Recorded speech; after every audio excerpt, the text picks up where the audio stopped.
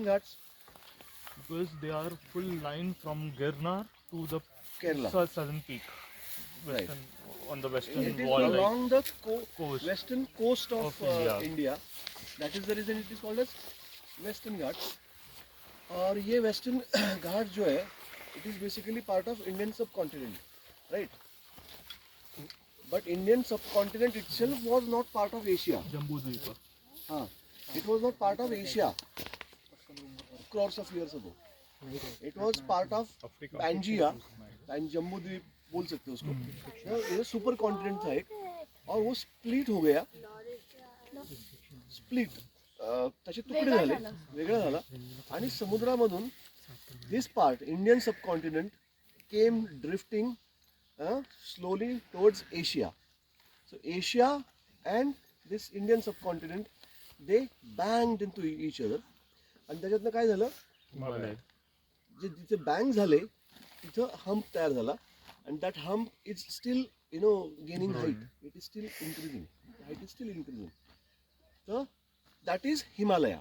So that is the reason हिमालयाची उंची अजूनही वाढते आहे. का वाढते?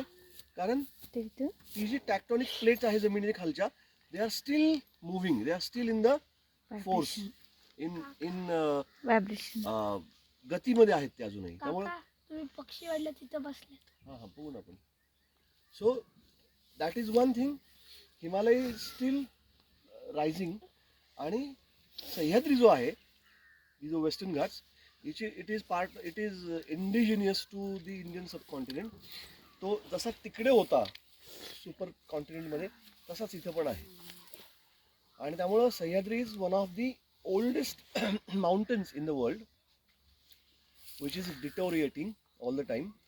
आणि Himalaya is youngest mountain of the world on this planet. So आपल्या भारतामध्ये दोन माउंटन्स आहेत, एक यंगेस्ट पण आहे आणि ओल्डेस्ट पण आहे.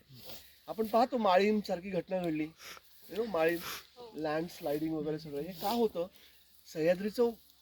Sahyadri itself is very old, आणि त्याच्यामध्येच humans have started interfering with the natural settings, आणि त्यामुळं वाटोळं करायला सुरुवात केली आपण. आणि त्याचा परिणाम आणखी झाला की जे कदाचित पुढच्या अजून 1,00,000 वर्षामध्ये घडणार असेल, ते आपण 200-300 वर्षामध्ये करतोय.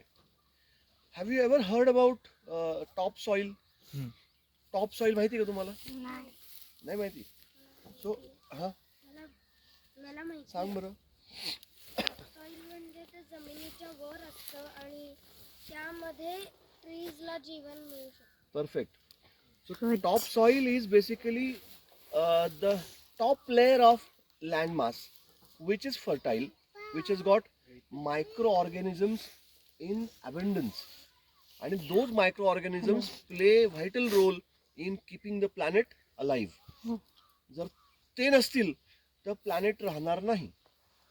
There will be no planet.